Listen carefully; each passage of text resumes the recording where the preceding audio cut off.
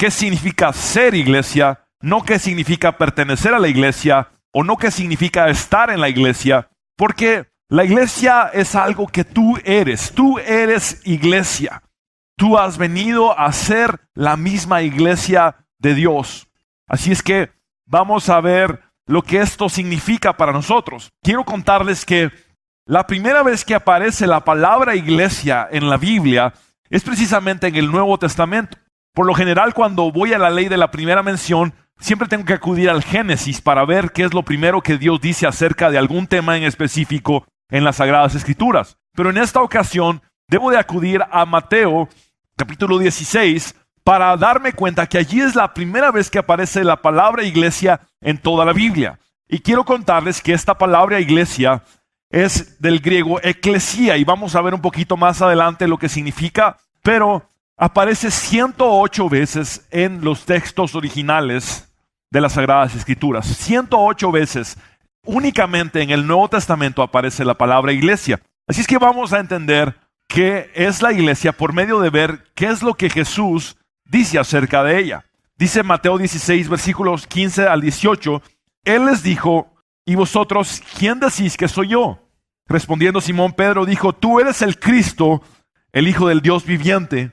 Entonces le respondió Jesús: bienaventurado eres Simón, hijo de Jonás, porque no te lo reveló carne ni sangre, sino mi Padre que está en los cielos. Y este es el versículo clave, el 18. Y yo también te digo que tú eres Pedro, y sobre esta roca edificaré mi iglesia. Y allí es la primera vez que aparece la palabra iglesia. Y las puertas del Hades no prevalecerán contra ella. Y vamos a tratar de entender lo que significa entonces la palabra iglesia en el griego original. Eclesia es una reunión de un grupo de personas, una asamblea pública de ciudadanos. En el contexto de Jesús, la eclesia o la iglesia es el pueblo de Dios, es el remanente del pueblo de Dios. Ahora, lo que Jesús está diciendo es que sobre la roca edificaría su propio pueblo y las puertas del Hades no prevalecerían contra su pueblo. Es lo que está refiriéndose en la palabra eclesia, que se traduce ahora como iglesia. Ahora, es importante que veamos que la iglesia está fundamentada sobre la roca. Voy a explicarles quién es esa roca, porque por algún tiempo ha existido alguna confusión en esto, y es que es Jesús mismo la roca sobre la cual está establecida la iglesia. Y recordemos que Pedro es el primer pastor que Jesús estableció. Ahora, es interesante que cuando Jesús resucitado se apareció a Pedro, le dijo en 3 ocasiones a Pedro: ¿me amas? Y Pedro respondía: sí, Señor, te amo. Y Jesús le decía: apacienta mis ovejas, cuida de mis corderos, pastorea mis ovejas. Jesús le dijo esto en 3 ocasiones. Ahora, le dijo esto Jesús a Pedro anticipadamente porque Pedro vendría a ser el primer pastor de la iglesia establecido por el gran pastor Jesús. Así es que Jesús le estaba diciendo: sobre esta roca que soy yo edificaré mi iglesia, y te usaré a ti, Pedro, como el primer pastor que trabajará lo que es mi obra. Ahora, veamos lo que dice Hechos 4:11. Este Jesús es la piedra reprobada por vosotros los edificadores, la cual ha venido a ser cabeza del ángulo. Y es interesante lo que significa una piedra que es cabeza del ángulo. Otras traducciones ponen esta expresión, cabeza del ángulo, como la piedra principal. Es decir, es Jesús nuestra piedra principal.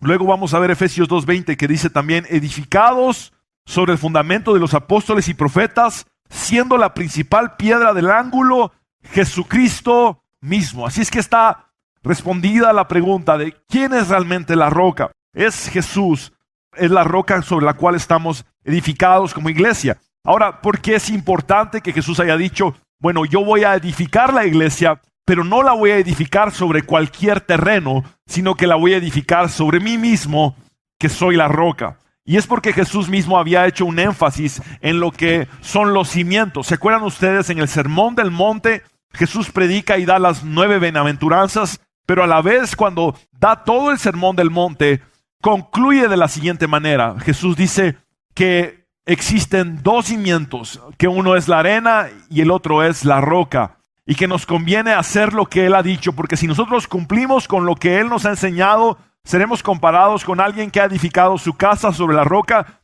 que puede recibir tormentas, que puede recibir las lluvias, que puede recibir las tempestades, pero la casa no cae.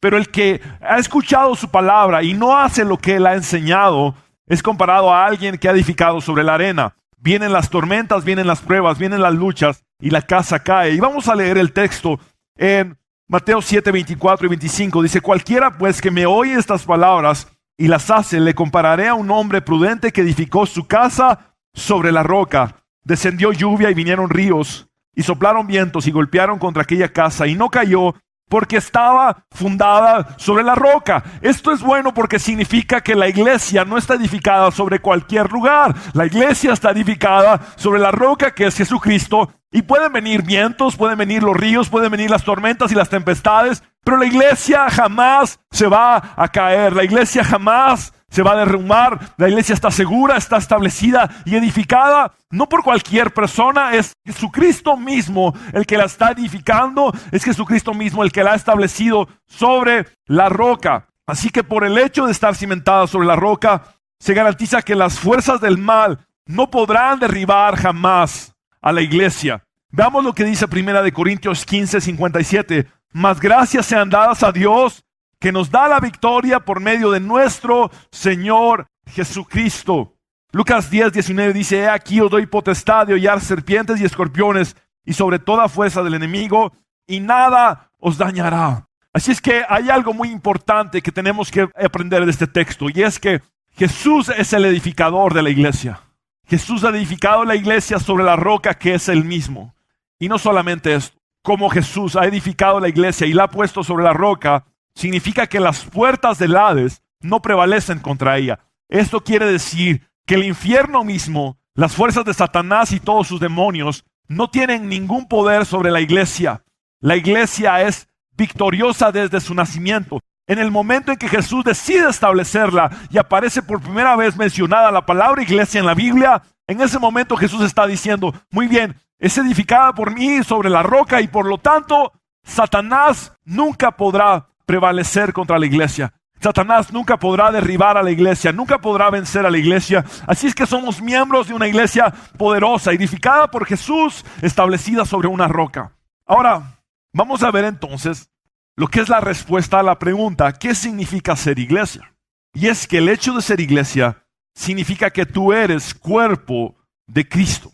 Nosotros somos literalmente la representación física del cuerpo de Cristo en la tierra. Es decir, si alguien quisiera conocer físicamente a Jesús actualmente, a quien tiene que conocer es al cuerpo de Cristo. ¿Y cuál es el cuerpo de Cristo?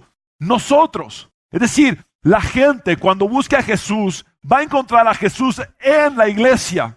La gente cuando quiera hablar con Jesús va a hablar con Jesús en la iglesia. Cuando la gente anhela escuchar la palabra de Jesucristo, la va a escuchar por medio de tus labios y de mis labios, porque somos el cuerpo físico representativo de Jesús en la tierra. Recordemos que Él ascendió a los cielos, Él ascendió a la diestra de su Padre, y en este momento está a la diestra del Padre y nos envió al Espíritu Santo.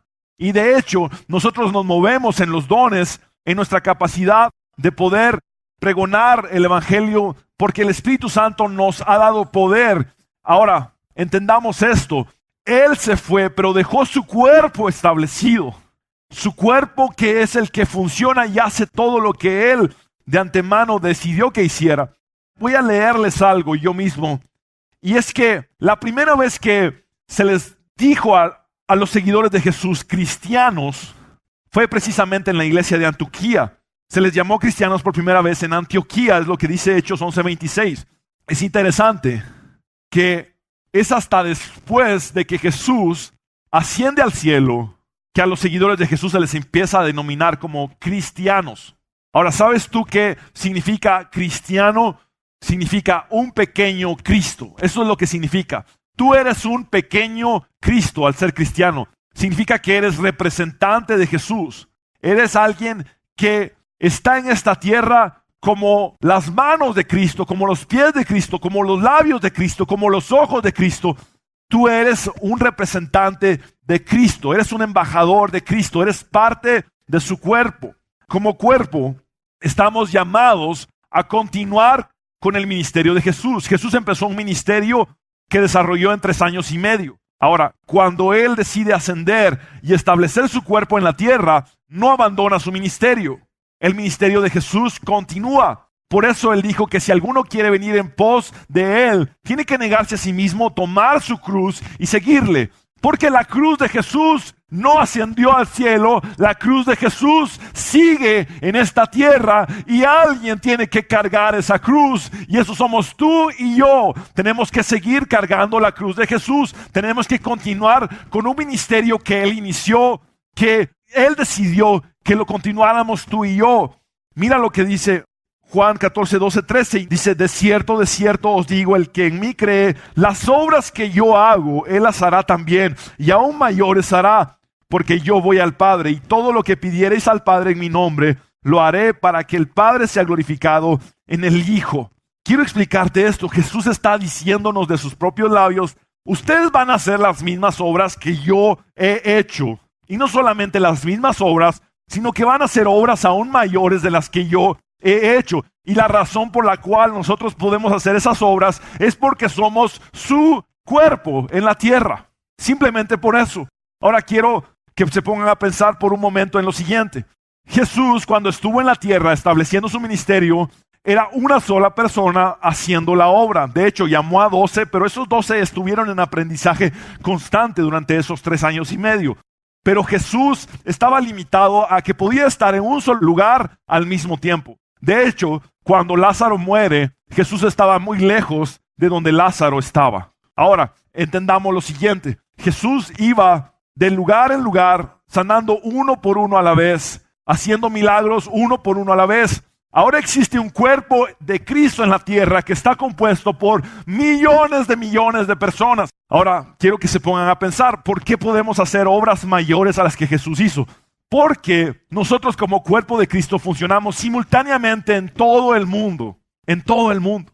Hay milagros simultáneos sucediendo en este momento en todo el mundo por medio del cuerpo de Cristo que es usado por Él. Por medio del Espíritu Santo que ha sido puesto sobre este cuerpo para que funcione. Ahora, noten lo siguiente. Jesús, para funcionar en su cuerpo físico en esta tierra, necesitó que el Espíritu Santo viniera sobre Él como paloma. ¿Recuerdan ustedes que después de que se bautizó en agua, el Espíritu Santo vino sobre Él? Ahora entendamos lo siguiente. Jesús fue el primero sobre el cual el Espíritu Santo vino y permaneció. El Espíritu Santo permaneció en Jesús. Y de hecho, después de que el Espíritu Santo viene y permanece en Él, es que Jesús hace el primer milagro, que fue transformar el agua en vino. Ahora nosotros somos el cuerpo de Cristo en esta tierra. Recibimos el poder cuando el Espíritu Santo vino sobre nosotros para ser testigos de Él. Es decir, el mismo poder que estuvo en Jesús está en su cuerpo actualmente en la tierra.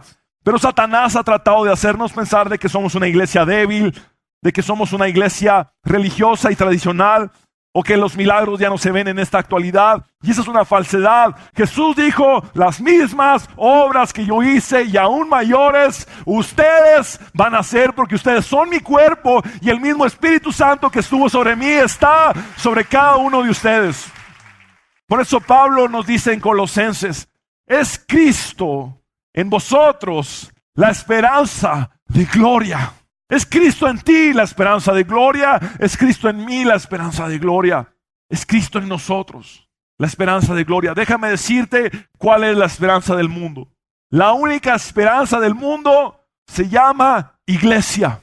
Porque la iglesia significa que Jesucristo sigue presente por medio de su cuerpo, que eres tú. Es Cristo en nosotros la esperanza de gloria. Ahora, como miembro del cuerpo, tú tienes una función. Satanás quiere que no funciones. Satanás vino a robar, matar y destruir, pero también es el padre de la mentira. Él ha tenido engañados por muchos años a muchos miembros del cuerpo de Cristo, diciéndoles: tú no funcionas. Imagínense ustedes lo que sería que yo pensara que mi mano no sirve y anduviera por todos lados sin mover mi mano porque mi mano no sirve. Hasta que un día conociera la verdad y me diera cuenta de que mi mano sí sirve y se mueve. Algo así está pasando con el cuerpo de Cristo. Algunos creyentes están engañados por Satanás diciéndoles que no sirven, que no funcionan, y ustedes son miembros, tienen una función específica. Al ser un miembro del cuerpo, significa que tú tienes que hacer algo. No solamente esto, eres miembro del cuerpo para hacer algo específico, pero también tienes una cabeza, y esa cabeza es Jesús. Ahora, ¿cuál es la función de la cabeza? La cabeza es la que toma decisiones. La cabeza es la que decide cuándo se mueve un miembro del cuerpo. La cabeza es la que dirige y guía al resto del cuerpo. Efesios 1, 17 al 23 dice: pido que el Dios de nuestro Señor Jesucristo, el Padre glorioso, les dé el espíritu de sabiduría y de revelación para que lo conozcan mejor. Pido también que les sean iluminados los ojos del corazón para que sepan a qué esperanza Él los ha llamado, cuál es la riqueza de su gloriosa herencia entre los santos y cuán incomparable es la grandeza de su poder a favor de los que creemos. Ese poder es la fuerza grandiosa y eficaz que Dios ejerció en Cristo cuando lo resucitó de entre los muertos y lo sentó a su derecha en las regiones celestiales, muy por encima de todo gobierno y autoridad, poder y dominio, y de cualquier otro nombre que se invoque, no solo en este mundo, sino también en el venidero. Versículos 22 y 23 son claves. Dios sometió todas las cosas al dominio de Cristo, es decir, Cristo tiene toda autoridad y toda potestad. Y lo dio como cabeza de todo a la iglesia. Esta que es su cuerpo es la plenitud de aquel que lo llena todo por completo. Ahora entendamos esto. Allí está diciéndose que Jesús ha sido puesto sobre todo dominio, sobre toda autoridad, que Él tiene un nombre que es sobre todo nombre, pero que con ese dominio y esa autoridad ha sido puesto como cabeza de la iglesia, como cabeza del cuerpo al cual tú y yo pertenecemos. Ahora, eso significa que nosotros tenemos la autoridad de Cristo. Por eso Jesús dijo: toda potestad me es dada en los cielos y en la tierra, por tanto ustedes vayan y hagan discípulos. Porque yo soy la cabeza y tengo toda potestad y todo poder, y al yo ser la cabeza del cuerpo y ustedes miembros del cuerpo, esa misma autoridad está sobre ustedes. Ahora, me encanta que dice que la iglesia es la plenitud de aquel que lo llena todo por completo. ¿Sabes dónde está la plenitud de Cristo en este mundo? En este cuerpo, en esta iglesia. Esta iglesia tiene que hablar de la plenitud de Cristo. Completamente. Ahora, es interesante lo siguiente. Estamos viendo que Jesús es la cabeza del cuerpo, pero también estamos viendo que la iglesia fue establecida sobre la roca que es Cristo. Es decir, estamos fundamentados sobre Cristo, pero también Cristo está por encima de nosotros como cabeza. Cristo está debajo sosteniendo la iglesia como la roca, pero Cristo está encima de la iglesia como cabeza, dirigiendo el cuerpo de Cristo que somos nosotros. Mira lo que dice Efesios 5:23. Cristo es cabeza de la iglesia, la cual es su cuerpo, y Él es su Salvador. Colosenses 1:18. Y Él es la cabeza del cuerpo que es la iglesia, Él que es el principio, el primogénito de entre los muertos, para que en todo tenga la preeminencia. Romanos 12:5. Así nosotros, siendo muchos, somos un cuerpo en Cristo y todos miembros los unos de los otros. Ahora, algo interesante es que como miembro del cuerpo de Cristo, tú y yo debemos de ser sensibles a lo que sucede con cualquier parte del cuerpo. En otras palabras, ¿por qué tus pies brincan cuando tu dedo se lastima con un clavo y un martillo? ¿Te ha pasado alguna vez? Estás clavando algo en la pared, te das en el dedo y lo que se ponen a mover son tus pies. ¿Por qué si no te golpeaste los pies brincan? Porque todo está conectado y todo es sensible. De la misma forma, nosotros, como cuerpo, nos dolemos con los que se duelen, nos gozamos con los que se gozan. Por eso el apóstol Pablo dijo: gozaos con los que se gozan y llorad con los que lloran. Porque cuando una parte del cuerpo recibe bendición, todo el cuerpo es bendecido. Pero cuando una parte del cuerpo sufre, todo el cuerpo sufre.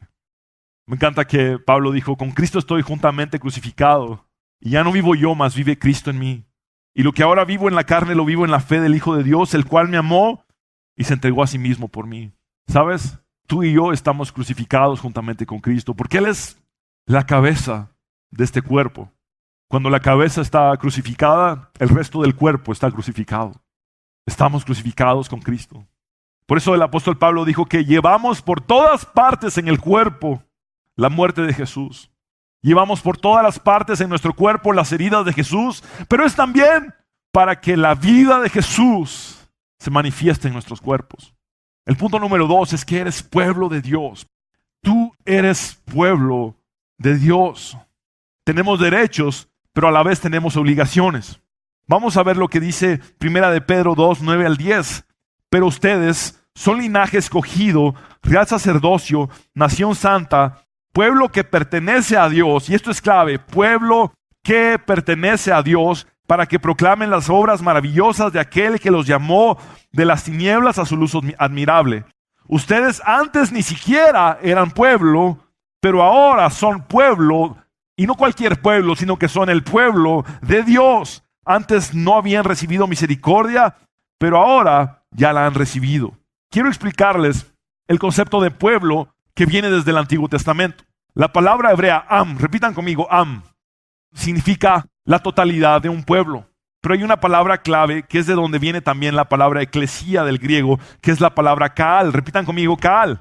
Kaal significa un remanente escogido del pueblo, una asamblea de un gran pueblo. Es decir, tenemos la palabra am, que significa todo un pueblo, y tenemos la palabra kaal, que significa que estamos haciendo una asamblea específica, tomando un grupo escogido, un remanente escogido. Y eso es lo que está diciendo este texto, que somos linaje escogido, real sacerdocio, una nación santa, y les recuerdo que somos el Israel espiritual.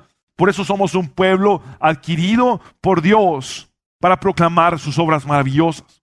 Antes no éramos pueblo, pero ahora somos pueblo, es lo que dice este texto. Tú eres el pueblo de Dios. Tú eres una oveja de su prado. Tú eres parte del remanente que Dios escogió en este mundo. Ahora, la búsqueda de Dios por tener un pueblo ha sido desde los tiempos remotos. Desde los tiempos más antiguos, Dios ha venido buscando tener un pueblo. Vamos a ver varias citas desde el Éxodo hasta Ezequiel, donde Dios constantemente dice, ustedes serán mi pueblo y yo seré su Dios. Vamos a ver lo que dice Éxodo 6:7. Y os tomaré por mi pueblo y seré vuestro Dios, y vosotros sabréis que yo soy Jehová vuestro Dios, que os sacó de debajo de las tareas pesadas de Egipto. Levítico 26:12 dice, y andaré entre vosotros, y yo seré vuestro Dios, y vosotros seréis mi pueblo. Jeremías 7:23, mas esto les mandé diciendo, escuchad mi voz, y seré a vosotros por Dios, y vosotros me seréis por pueblo. Y andad en todo camino que os mande para que os vaya bien. Jeremías 11:4, parte B, dice, oíd mi voz y cumplid mis palabras, conforme a todo lo que os mando, y me seréis por pueblo, y yo seré a vosotros por Dios. Veamos entonces lo que dice también Jeremías 30:22, y me seréis por pueblo, y yo seré vuestro Dios. Ezequiel 36:28, habitaréis en la tierra que di a vuestros padres, y vosotros me seréis por pueblo, y yo seré a vosotros por Dios. Toda la obra de Dios en el Antiguo Testamento es buscando tener un pueblo. Y es hasta que Jesús viene a morir en la cruz del Calvario que viene a establecer ese pueblo de Dios. Ese linaje escogido, ese real sacerdocio, esa nación santa, ese pueblo comprado con precio de sangre. La búsqueda de Dios por tener un pueblo era constante. Yo quiero que ustedes sean mi pueblo porque yo quiero ser su Dios, pero déjame decirte algo. Gracias a la obra de Jesús, nosotros somos el pueblo de Dios actualmente y Él es nuestro Dios. ¿Se acuerdan ustedes que Jesús, cuando se encontró con María Magdalena al resucitar, le dijo, no me toques porque aún no he subido a mi Padre? Pero le dijo a María Magdalena, ve y dile a los discípulos, dile a mis hermanos que subo a mi Padre, que a partir de ahora es vuestro Padre, y a mi Dios, que a partir de ahora es vuestro Dios. El punto número 3 es que tú eres familia de Dios. Ser iglesia significa que tú eres familia de Dios. Y vamos a leer el texto de Efesios 2:19. Dice, por lo tanto, ustedes ya no son extraños ni extranjeros, sino conciudadanos de los santos y miembros de la familia de Dios. Ahora, ¿qué significa pertenecer a una familia?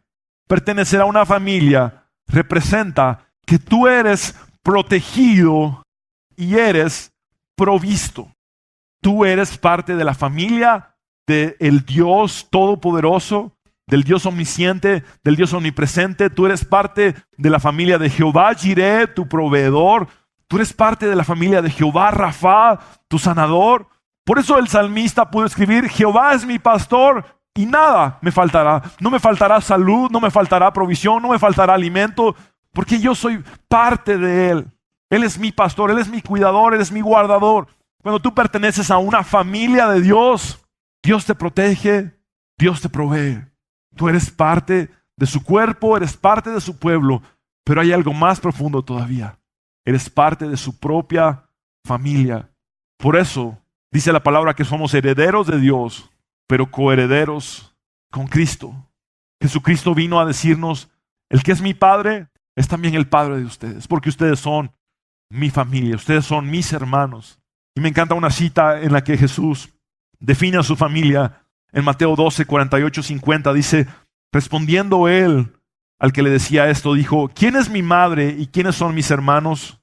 Y extendiendo su mano hacia sus discípulos dijo: he aquí mi madre y mis hermanos, porque todo el que hace la voluntad de mi Padre que está en los cielos, ese es mi hermano y hermana y madre. Tú eres la familia de Jesús si tú haces su voluntad. Jesús dijo: no temáis, manada pequeña, porque a vuestro Padre le ha placido daros el reino. Somos el cuerpo de Cristo que puede sufrir persecución como sufrió su propio cuerpo hace 2000 años. Somos el cuerpo de Cristo que lleva sanidad como lo hizo el propio cuerpo de Cristo hace 2000 años. Somos el cuerpo de Cristo que ejerce un ministerio en la tierra. Somos el pueblo de Dios, comprados con precio de sangre, y somos la familia de Dios. ¿Y saben qué? Aunque seamos una manada pequeña, aunque el mundo se volque en contra de nosotros, debemos de confiar, porque nosotros somos los herederos del reino de Dios. A ti que me escuchas, que tienes dudas de tu salvación y que necesitas una respuesta de Dios en tu vida, es muy importante que hoy puedas rendirte a Jesús y decirle al Señor: aquí estoy, me rindo a ti.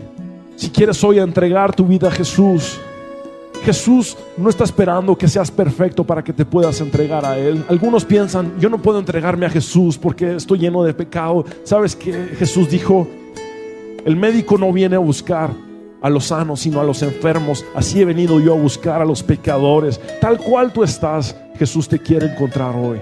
Tal cual tú estás, Jesús te quiere salvar hoy. Si tú quieres hoy asegurar tu salvación, si tienes dudas de que si murieras hoy irías al infierno, o que no sabes a dónde irías, la palabra de Dios dice que la vida eterna consiste en creer en Jesucristo. El que cree en Jesús tiene la vida eterna. Así es que hoy es el tiempo de creer en Jesús y confesar con tus labios que Él es el Señor de tu vida y creer con tu corazón. Haz esta oración conmigo. Si quieres rendirte a Jesús, dile: Señor Jesús, te necesito. Ven a mi corazón, cámbiame. Reconozco que moriste en la cruz para perdonar mis pecados y que resucitaste al tercer día para darme la vida eterna. Toma el trono de mi corazón, me entrego a ti por completo. En tu nombre, Jesús, hemos orado. Amén y amén.